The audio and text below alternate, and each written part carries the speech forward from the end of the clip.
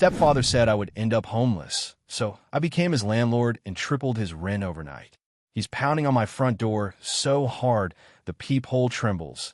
And for a second I'm 16 again, frozen in the hallway of my childhood house with my backpack slipping off my shoulder and my stepfather's voice booming through the walls like thunder. I don't open it right away.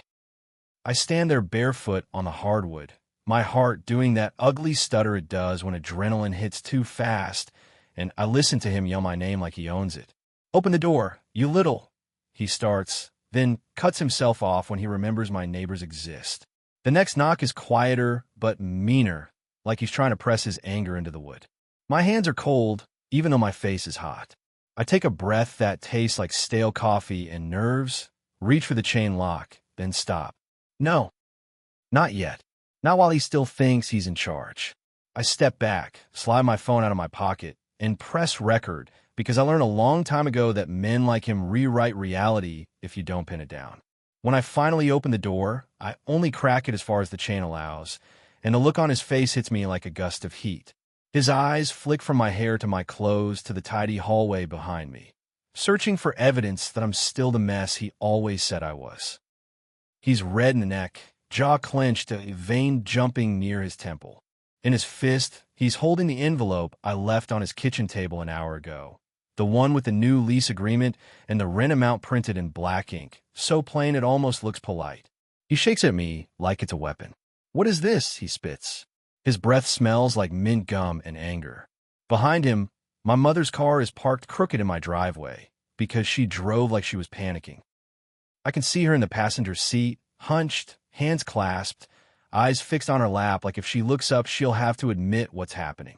My stepfather lowers his voice to a hiss. "You think you're funny?" he says. "You think you can humiliate me?"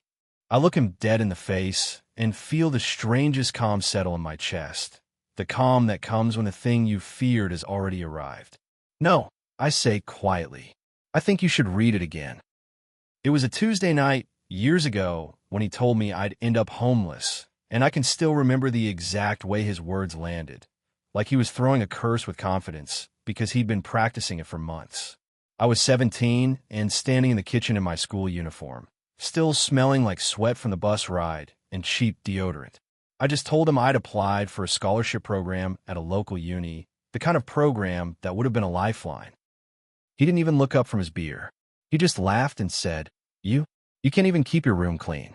You're going to be one of those girls begging outside Woolies by 25.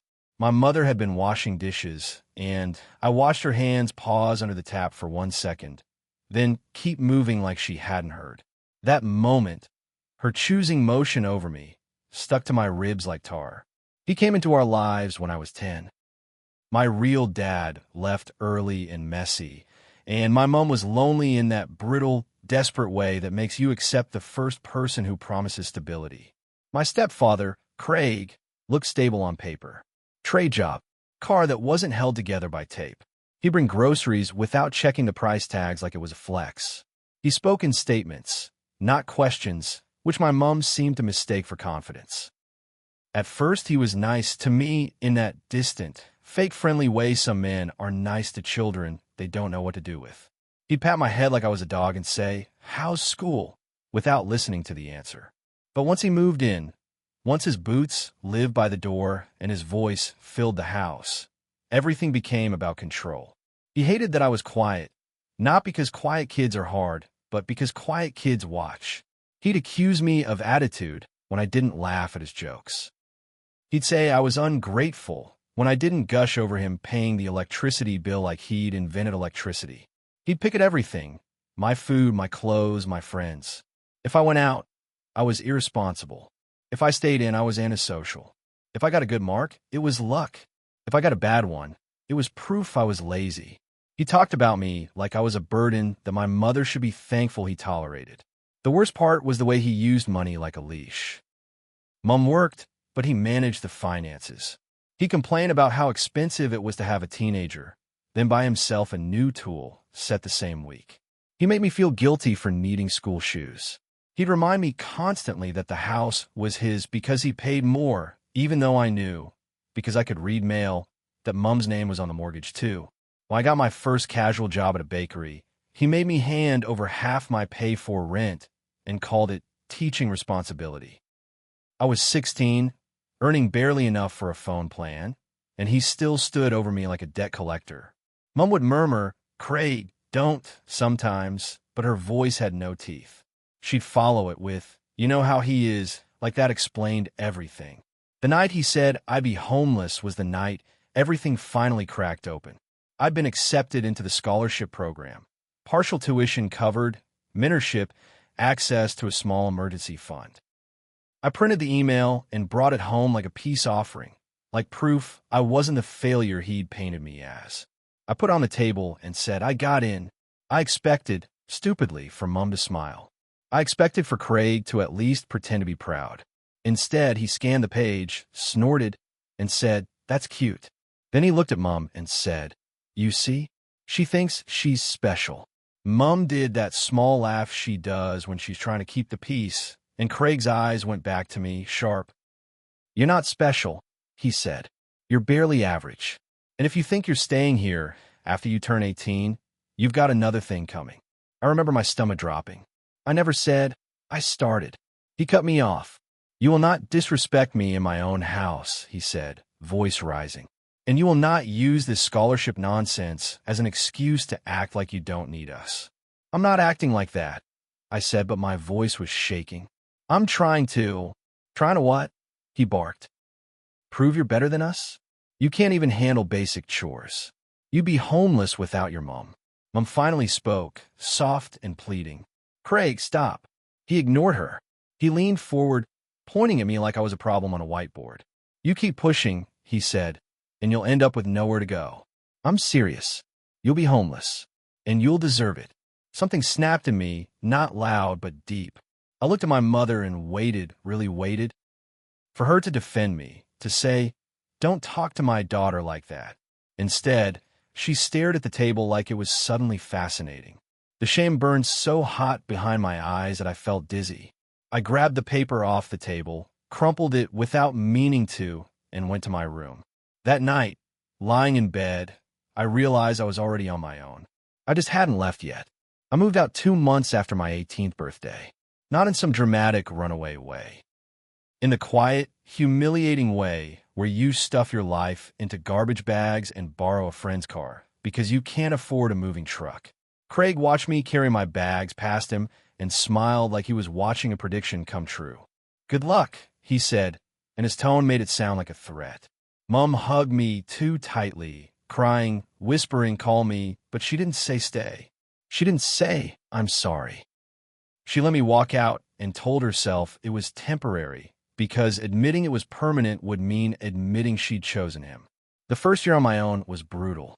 Not the inspirational kind of struggle people brag about.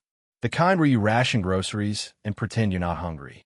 The kind where you sleep in a share house with paper-thin walls and learn the sound of strangers' footsteps. I worked 2 jobs and studied at night. I got sick and still went to work because rent doesn't care. I cried in bathrooms and wiped my face and went back out.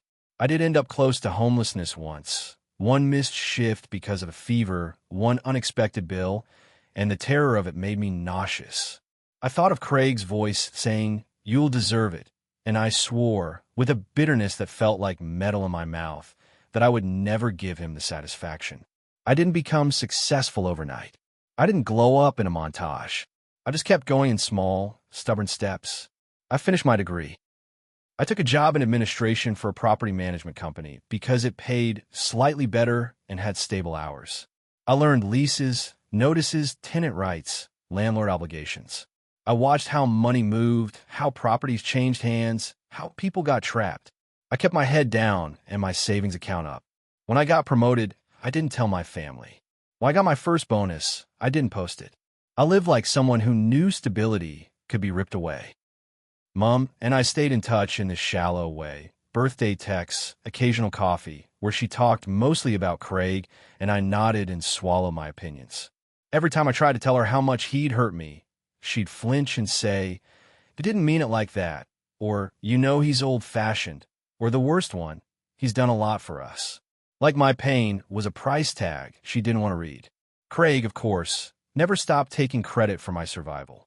If I visited, he'd say things like, "See, I toughened you up," as if emotional abuse was a parenting strategy.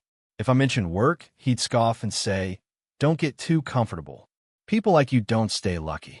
Well, I bought my first car outright, a small, sensible secondhand thing. I didn't tell him, but he found out anyway because Mom mentioned it in that careless way she has when she's anxious. Craig laughed and said, "Must be nice pretending you're an adult." He always needed to shrink me. Then, last year, I got the call from Mom that changed the game. "We're renting now," she said quietly, like she was embarrassed. I frowned. "What happened to the house?" There was a pause. "Craig said it was better to sell," she murmured. "He made some decisions." The more she talked, the uglier it got. Craig had convinced her to sell the house. Downsize, he called it, because he wanted cash to invest in a mate's business opportunity. It went exactly as you'd expect. The investment fizzled. The money thinned. They moved into a rental in a decent suburb, and Craig acted like it was all part of his master plan. Mom sounded tired in a way that made me picture her shoulders permanently hunched. "What's the rent?" I asked. Mom hesitated, then told me. It was low, suspiciously low for the area. "Are you sure?" I asked. "It's a friend of Craig's," she said, and her voice tightened. "He said we got lucky." Lucky. Craig's favorite word, when something fell into his lap that he didn't earn. I didn't say anything else on the phone, but something in my brain clicked into place. Because I knew what friend of Craig's often meant: a handshake arrangement, a discount rent, no paperwork beyond the minimum. The kind of arrangement that makes you feel safe until it doesn't. The kind of arrangement that makes you dependent on someone's goodwill. Over the next few months, Mom mentioned little things that didn't sit right. The landlord dropping by unannounced. Craig arguing with him. Repairs being delayed. Craig complaining about entitled tenants as if he wasn't one. And every time, Craig would add, loudly in the background, tell her not to worry. She's too sensitive. Then, one afternoon at work, I saw the address pop up on a listing alert. The rental house. Their rental house. Listed for sale. My stomach dropped so hard I had to grip the edge of my desk. I clicked the listing. There was photos of the living room I'd sat in, the kitchen Mom cooked in, the backyard Craig liked to brag about. Investor opportunity, the description said. Tenant occupied. My hand started shaking. Not from excitement. From rage. Because I knew what this could mean. If the house sold to someone who wanted to move in, Mom and Craig could be forced out. And Craig, proud, stubborn, allergic to responsibility, would spin it as someone else's fault. He'd let Mom take the stress, and I would get a panic call asking for help. I stared at the screen for a long time, then made a decision that felt like swallowing fire. I didn't buy it that day. I didn't even have the full deposit liquid. But I had enough equity in my own place, enough savings, and enough knowledge to move fast. I called my broker. I called a buyer's agent friend. I asked questions that made my voice sound calm, even though my heart was hammering. I got pre-approval updated within days. I went to the open home pretending I was just another investor, cap pulled low, sunglasses on even though it was cloudy, because I didn't want to be recognized by anyone who might mention it to Craig's circle. Inside the house, I walked through rooms that smelled faintly like Mom's detergent and something spicy Craig always cooked, and I felt this strange split sensation. Like I was both the adult making a strategic move and the kid wandering through a life that never really felt safe. Mom wasn't there. Craig wasn't there. It was staged, impersonal, and yet it held their furniture, their marks on the walls, the everyday evidence of their existence. The agent talked numbers and yields. I nodded. I took notes. I asked about lease terms. Periodic. No fixed term. The rent was, indeed, well below market. And then I did it. I made an offer. Through a trust with a bland name, no obvious connection to me. And I made it strong enough to beat out the other investors who were circling like sharks. The seller accepted within 48 hours. It was clean, fast. The kind of transaction Craig always bragged he could do, but never actually could. Settlement took weeks. Those weeks were a slow burn of secret planning. I didn't tell Mom. I didn't tell anyone. I kept showing up to my job, answering emails, pretending I wasn't buying the roof over my stepfather's head. At night, I lay in bed staring at the ceiling, sometimes nauseous with guilt because Mom was in that house too, and sometimes buzzing with a vindictive thrill I didn't fully recognize in myself. The part one wrestled with most was the rent. Tripling it wasn't just a number. It was a message. It was me finally holding the leverage he'd used on me. It was me proving that his words weren't prophecy. But it was also, if I'm being honest, cruel. And I didn't want to become him. I didn't want money to turn me into someone who punished people just because I could. So I did what I always do when my feelings get messy. I got practical. I looked at market rent for the area. Their current rent was less than half of what similar houses were going for. Tripling, it brought it slightly above market, on purpose because I wanted him to feel the discomfort, but not in a way that would get laughed out of a tribunal. I spoke to my property lawyer. I followed notice requirements to the letter. Nothing illegal, nothing underhanded, just a cold, correct adjustment from mate's rates to reality.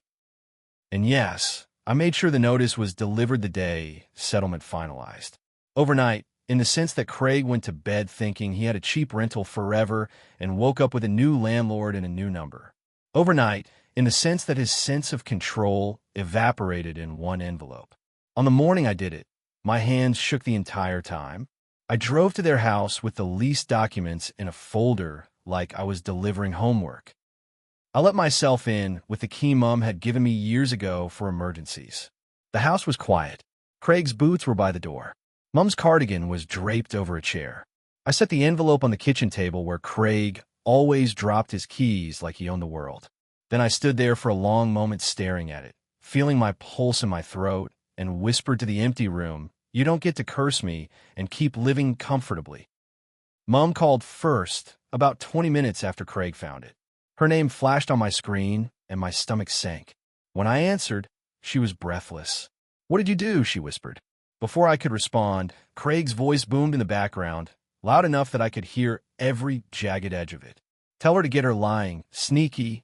"Mom," I said, voice steady with effort. "I need you to listen." "Is he yelling at you?" She hesitated, and that hesitation told me everything. "I'm coming over," I said, and hung up. Which brings me back to my front door, Craig shaking the envelope at me like I've committed a crime, and Mom sitting in the car like a ghost of herself. He shoves his face closer to the crack in the door. "You don't own that house," he says, voice thick with certainty, like declaring it will make it true. "This is some scam. You're trying to scare us." I let him talk for a second, because I want the audio. Then I say calmly, "Craig, I do own it." His eyes narrow. "Bullshit." I tilt my head slightly. "It's in a trust," I say. "But yes, I'm the owner." For the first time, I see something flicker across his face that isn't anger. It's panic. Small, fast, ugly. "You can't," he says, voice rising again. "You can't do this. This is harassment." I almost laugh at the irony. "It's a rent increase notice," I say, delivered legally, with the correct time frame.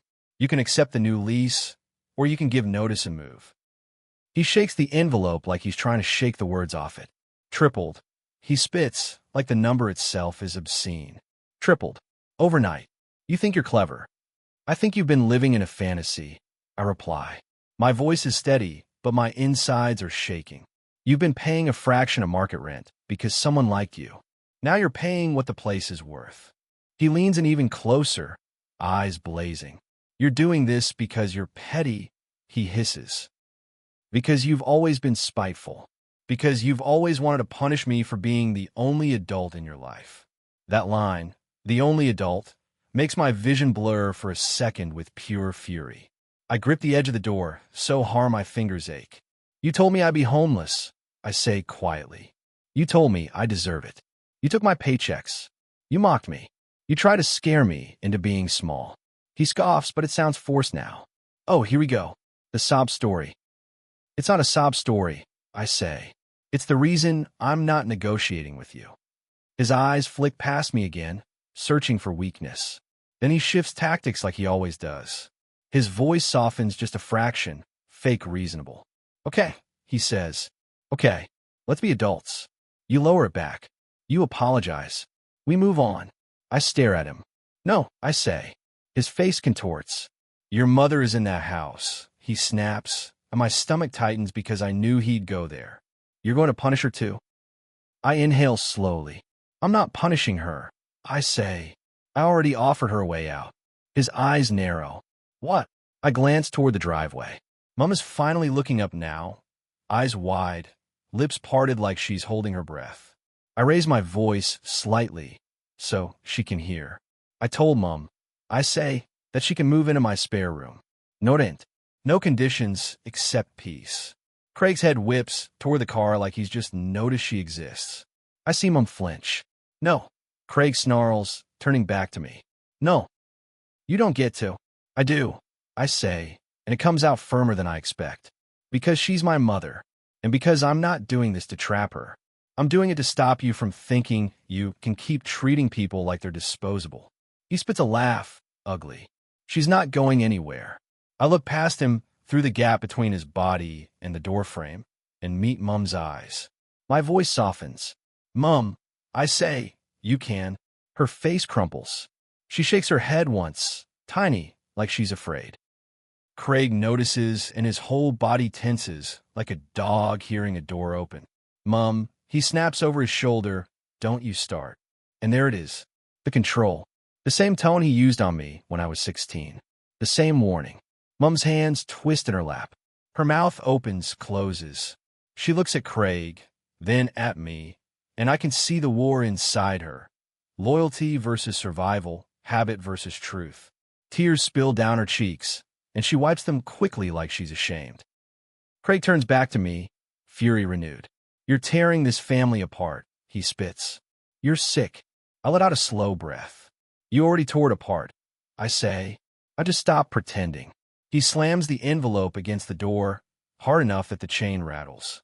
You're not getting away with this, he says, voice low. I'll take you to court. I'll ruin you. I hold up my phone. You're on video, I say, threatening me at my home. You might want to stop. He freezes for half a second, then scoffs, but it's weaker now. You think you're so smart, he mutters. All that education, and you're still the same bitter little girl. That one lands. Bitter little girl. The phrase he used for years whenever I had feelings he didn't like.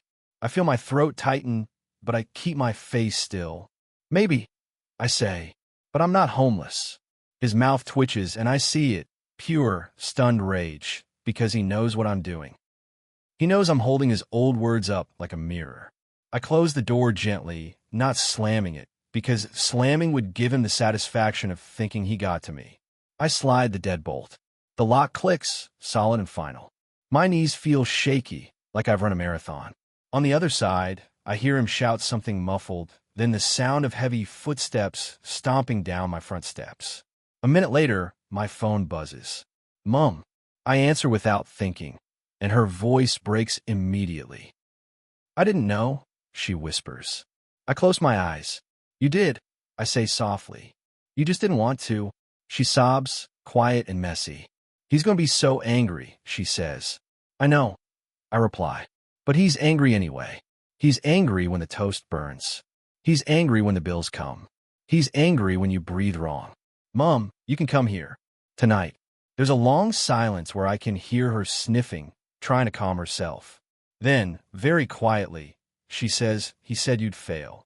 I swallow hard. I know. I whisper. And you didn't, she says, and it sounds like she's realizing it for the first time. I open my eyes and stare at my hallway, at my clean walls, my safe door, my quiet life. No, I say. I didn't. Her voice shakes. I'm scared, she admits. I'm scared too, I tell her because it's true. But you don't have to be scared in that house anymore. In the end, Craig didn't go quietly. He sent furious texts. He left voicemails that swung between threats and fake apologies. He tried to tell relatives I was abusing my power, as if he hadn't spent years abusing his. He tried to paint me as unstable, vindictive, money-hungry. Some people believed him, because people love a story where the loudest person is the victim. But here's what he couldn't control: paper trails. Deadlines. The fact that the house was mine, and the lease was mine, and his options were limited. He didn't accept the new rent. Of course he didn't. His pride wouldn't let him. Instead, he tried to wait me out, convinced I'd cave like Mom always did. He underestimated one thing. I'm not negotiating my safety with him. Not anymore. When the notice period ended, he had to move. He acted like it was his choice, like he was upgrading, like he was too good for the place. But I heard the truth in the way his voice cracked when he called Mom names for packing boxes. I heard it in the way he complained about rent being robbery, like he hadn't been the one who taught me that life is harsh and no one owes you kindness. Mom moved into my spare room the night before Craig left. She arrived with 2 suitcases and a plastic bag of toiletries, like she was trying not to take up space. She stood in my doorway, looking smaller than I remembered, eyes rimmed red, shoulders hunched.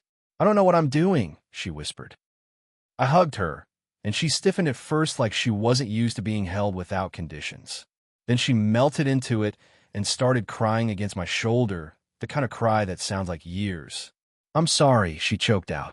"I'm so sorry. I didn't say it's okay, because it wasn't.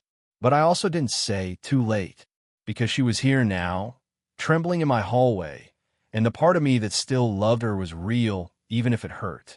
"I know," I said instead. "We'll figure it out." Craig, last I heard, moved into a smaller unit farther out with a friend who owed him. He told everyone he was starting fresh. He told people Mom was ungrateful, and I was psycho. He tried to call once, a month later, and left a voicemail where he sounded tired. Not remorseful, just tired.